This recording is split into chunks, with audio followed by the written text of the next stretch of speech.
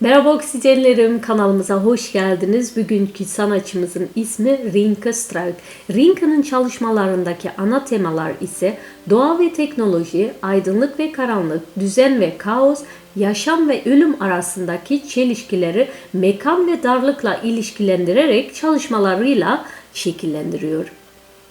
Eserleri doğal düzenin bir yorumu ve aynı zamanda insanlığı eleştiren ve insanların doğaya karşı umursamazlığını ele alıyor. Rinke, ormanlarda ve tarlalarda yaptığı yürüyüşlerde doğadan ilham alıyor. Örneğin ağaçlardan düşen yapraklar, çanak çömlek parçaları, dallar ve taşlar eserlerinde kullandığı materyaller arasına giriyor. Bu materyalları ikinci bir hayata, yeni başlangıca kavuşturuyor. Başka bir ilham kaynağı ise Zero sanat akımı. Zero akımını bilmeyenler için Zero akımı sıfırdan yaratma sanatı, yani yeni. Örneğin resim sanatının sil baştanı diyebiliriz. Aslında onlar ışığın resmini değil, ışığın kendisini gösterdiler. Sanat, renk ve duygu ifade eden, özgür olmasını savunan bir akım. Hallo Rinke, wie is Rinke eigenlijk? Wie is Rinke? Geweldige vraag. Nee, ik ben geboren in het westen van het land, opgegroeid in het oosten. Maar kunst is altijd mijn grote passie geweest en iets wat ik nooit heb los kunnen laten. Mijn moeder was iemand die veel wandelde en genoot van de natuur. Zij is een grote inspiratiebron voor mij geweest. Tot op heden gebruik ik nog heel veel natuurlijke elementen in mijn werk. Waaronder dus heel veel rietjes. Maar ook steentjes die ik vind op de weilanden als ik met de hond daar loop. Ondertussen heeft zich dat ontwikkeld in hele rustgevende kunstwerken, ook door het gebruik van wit in het werk. Ja, Rinke, je zegt dat je dus veel in de natuur hebt gewandeld als kind zijnde. Maar hoe gaat zo'n proces bij jou? Hè? Als jij nu dat werk achter jou, hoe komt dat tot stand? Kun je daar iets over vertellen? Nou, deze heel specifiek is eigenlijk geïnspireerd op een werk van mijn moeder. Die zelf heel veel bloemstukken maakte. Maar ook een bolletje, dat ga ik heel even pakken. Wat zij gemaakt heeft van lood. Het is ondertussen in de loop der jaren een beetje oud geworden. Maar zij gebruikte dus ook de vormen van de natuur. Die zij in dit geval dus in lood knipte. En dat is ook wat ik doe, want ik vind de tegenstelling in de kunst. Ik gebruik dus ook heel veel spijkers, maar ook harde materialen in mijn kunst, in contrast met de zachtheid van de natuur. Dat contrast vind ik dus heel erg mooi. Doordat er een verdieping in het werk zit, dat je blad op spijkers plakt, krijg je dus ook schaduwwerking. Dus krijg je ook weer het contrast van licht en donker. Maar ook het gebruik van de kleur wit zit voor mij ook een contrast in. Mensen vragen vaak, waarom maak je zoveel wit? En kleur je al die blaadjes wit? Omdat wit voor mij als symbolische kleur, in elke cultuur betekent het wat anders. Wij in onze cultuur trouwen erin, in wit. En in andere culturen worden er mensen in begraven. Dus eigenlijk gaat het werk voor een heel groot deel dus ook over contrasten tussen de natuur en de mens. Maar ook hoe de mens denkt dat de natuur maakbaar is. Daarom orden ik ook al die blaadjes op spijkers. En dan gaat het om de vorm. En de grap is, iedereen herkent nog steeds dat het eucalyptus is. Nou ja, deze is nog niet helemaal af. Hij moet hier nog bijgewerkt worden aan de zijkanten en hierboven moet het nog af. Oh ja. En dan komt er ook weer een mooi bakskom heen. Oh ja. Dat geeft het toch ook weer een hele mooie klim op weer. Zeker. Terwijl een eucalyptus natuurlijk helemaal niet als klim opgroeit. Nee. Dus dat is dan wel weer grappig. Ik vind het ook een beetje lijken op heel fijn porseleinen werken. Oh ja, wat leuk. Ja. Ja. Ja. Ja. Ah, dat heb ik ook nog niet bekeken. Soms dan denken mensen ook een beetje dat ik het gekke vrouwtje ben, want ik vind altijd van alles op straat aan ijzermaterialen, omdat ik dat wel gebruik als ondergrond voor het relief in mijn werken. Dus dat is allemaal oud ijzer. En verder dus droog ik heel veel blad. En zoals hier is de ginkgo biloba blad. Dat wordt uiteindelijk weer geselecteerd op formaat, zoals ik hier al met eucalyptus heb gedaan. En dan wordt het geteld, in groepjes verdeeld. En dan is het klaar voor het volgende doek. En ik selecteer het dus ook op diverse formaten. Nou ja, en met name deze natuurlijke zaag van ijzer. Daar geniet ik enorm van. Sommige dingen heb ik dan gelijk al wel een plan. Zoals deze heb ik al een tekening van gemaakt. Vooraf en uitgerekend. En daar is het doek van gezien. Zo straks, waar de spijkers er al van in zaten. Oh ja. En dan is dit dus voor het volgende project. En ik heb alle blaadjes al geselecteerd. En hoeveel zijn het er? Dat aantal ben ik even kwijt. Dat zou ik eventjes op moeten zoeken. Maar dat heb ik hier wel vast wel in staan. Even kijken. Ik denk 338. Zo. In dit geval, bij dit werk, heb ik qua aantallen en verdeling van het doek gebruik gemaakt van de Fibonacci-reeks. Het gaat over een getallenreeks die uiteindelijk een soort van balans weergeeft. Zoals de Divine Code, de guldensnede, benadert die heel dichtbij. Dus heb ik 21 blaadjes aan de bovenzijde, van 13 naar beneden. En nou ja, zo tel ik dat dan uit, zodat er gevoelsmatig als mensen er naar kijken, dus een goede balans van schoonheid op het doek ontstaat. Maar dat het matcht met de formaatjes van de bladeren die ik gebruik. Ja, er zit een hele gedachteproces. Dus het hele proces wat eraan vooraf gaat, hoort eigenlijk ook bij het kunstwerk. Ja. Hier zie je dus zeg maar de ondergrond van een werk. En dat is de eerste basis, waarbij je dus de doeken maakt en de doeken schildert. En vervolgens dus de spijkers op de bedachte afmeting in het doek tikt. Voordat dus hier wat opgeplakt gaat worden. Oké, dus je gaat van tevoren eerst afmeten, zeg maar, waar een spijker moet. Maar waarom doe je dat? Want je werkt met natuurlijke materialen en vervolgens ga je dus ook heel systematisch te werk. Wat is jouw doel daarachter? Ja, kijk, ik heb dus hier een werk, dat laat ik zo even zien, van Judaspenning. En dan meet ik dus inderdaad zeg maar de afmetingen van de diverse blaadjes uit en de grootte van het doek. In dit geval had ik bedacht, de Judaspenning komt natuurlijk op de naam van het Bijbelse verhaal van het verraad van Judas en de 30 zilverlingen. En toen dacht ik, nou dan doe ik 30 bij 30 blaadjes. Maar ja, dat zijn er 900, dus ik heb 900 spijkers ingetikt. En dan moet ik een verdeling uitrekenen hoeveel er dan, wat de afstand moet zijn tussen diverse spijkers om de blaadjes kwijt te kunnen op de doek. En is dat ook een beetje meditatief gebeuren? Ja, mag ik dat zo zeggen? Maar de titel heb ik daarin dus verdraaid dat het eigenlijk het verraad van de mensheid aan de natuur is. Okay. Wij proberen dus altijd de natuur te beheersen en te ordenen en vast te pinnen. Want wij mensen denken dat we daar altijd invloed op uit kunnen oefenen. En ja, dat blijkt gewoon ook niet zo te zijn. Het hele coronavirus heeft ons dat alleen al laten zien.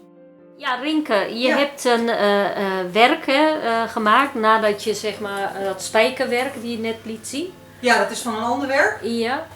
En dit is dan Judaspenning? Dit is de Judaspenning waar ik zo straks over vertelde. Ja. Op koperen nageltjes. En zoals gezegd had ik dat uitgerekend hoe de afmetingen zouden moeten zijn.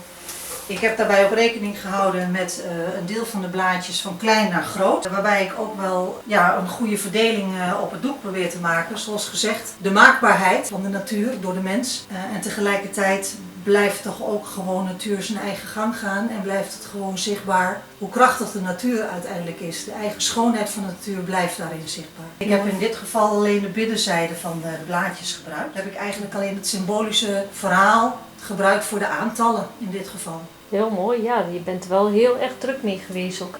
Volgens mij heeft het ook te maken met heel veel geduld hebben wat je doet. Ja. Op het moment dat je dat allemaal maakt, hè, ben je dan helemaal opgezogen in jouw kunstwerk? Krijg je dan nieuwe ideeën? Of?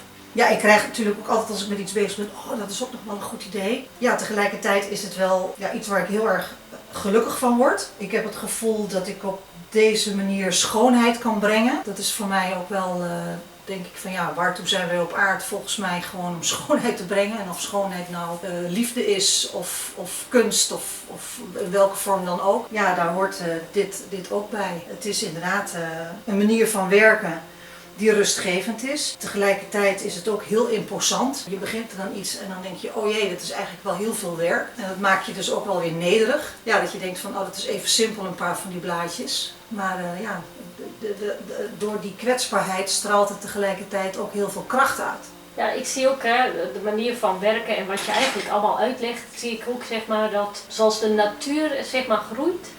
En zo groeit jouw kunstwerk ook, hè? Ja. Die nederigheid, hè, dat je dan zo lang over moet doen en geduld moet hebben, dat valt eigenlijk al samen in jouw werk. Ja. Zeg ik dat zo goed? Ja, dat zeg je, dat is mooi samengevat. Ja, je had je inspiratiebron ook uit andere kunstenaars, zoals heel veel kunstenaars eigenlijk dat doen. Ja. Maar gaat je eigen weg. Ja. En ik zie eigenlijk een werk die doet een beetje lijken naar het werk van Schoonhoven. Kun je daar iets over vertellen? Ja, zeker. Nou ja, het is natuurlijk, het ligt voor de hand dat het gebruik van wit en het ritmische in de kunstwerken, maar ook het gebruik van de natuur, dat doet denken aan de zero-kunstenaars, de nulbeweging, zoals dit werk, maar ook het gebruik van natuurlijke materialen zoals Herman de Vries, maar ook alle verzamelde materialen zoals Jan Hendriksen. En dan heb ik het eigenlijk allemaal over de Nederlandse nulkunstenaars. Zero-kunst is natuurlijk ook heel groot in Duitsland en er zijn ook heel veel inspiratievolle kunstenaars. Maar zo zijn er nog veel meer die mij inspireren, die totaal andere dingen maken. Zoals een Antoine Tapies, maar ook kunstenaars hier uit de regio zoals Dorien Plaat. En dat zijn toch ook werken waar ik heel erg van geniet en mensen die op een totaal andere manier werken, maar die je ook weer ideeën geven, inspiratie geven en dat het heel fijn kan zijn om met mensen van gedachten te wisselen over hoe zij naar kunst kijken en hoe ze zich laten inspireren en wat ze doen. Dit is een oud werk van mij, dit is uit 2009 en dat was eigenlijk mijn eerste stap nadat ik heel anders ging werken dan helemaal aan het begin van mijn kunstcarrière. Toen gebruikte ik veel fellere kleuren, was ik echt op een zoekende. En in deze periode ging ik eigenlijk al richting de aardetinten. En het abstracte, een beetje figuratief met die ladder, een beetje de Jacobsladderachtige, zoals mijn man dat noemt, is hierin verwerkt. Nou ja, en je ontwikkelt je natuurlijk als kunstenaar en in diezelfde periode maakte ik ook al wel gebruik van natuurlijke materialen, van strandhoutjes, die ik dan verbond in ijsdraadjes. Dat is ook een heel oud werkje, ik geloof uit 2004 of zo van mij. Ja, dat heb ik zelf gehouden. Het is eigenlijk een beetje een start geweest van het hele felle werk naar meer de natuurlijke materialen. En uiteindelijk resulteerde dat dus in het meer het materiaal willen laten spreken, maar ook meer rust in het werk te willen brengen. Het is natuurlijk gewoon als kunstenaar altijd wel lastig om te duiden hoe je van het ene werk naar het andere werk groeit.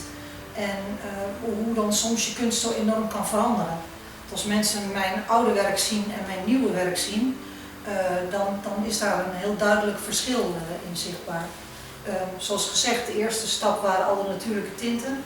Toen kwam dus inderdaad ook al het gebruik van natuurlijke materialen. En uiteindelijk werd dat dus heel erg geordend.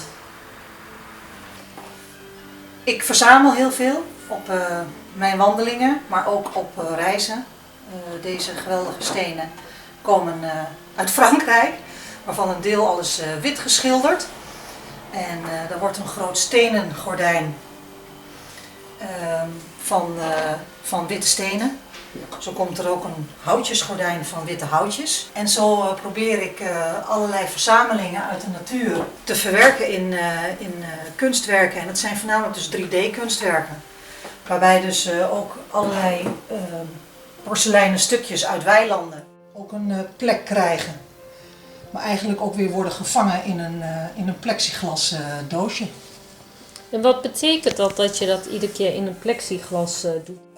Nou ja, in zoverre dat het aansluit bij het contrast van mijn werken. Zoals ik de Judaspenning liet zien, heb je van die hele kwetsbare blaadjes. En die zitten dan op dat harde materiaal een spijker vastgeplakt met lijm. En dan worden ze ook nog eigenlijk gevangen genomen in een plexiglas boxje. Daarnaast is het ook buitengewoon praktisch, omdat het hele kwetsbare materialen zijn. Zo blijft het eeuwig houdbaar. Ja, kwetsbare materialen, maar ook zeg maar dat wij de natuur ook willen beheersen. Ja. En in een soort doosje kunnen stoppen. Precies. Voor altijd. Ja. En ik denk dat het goed is dat de mens ook leert om de natuur ook de natuur te laten. Daar groeien wij ook van.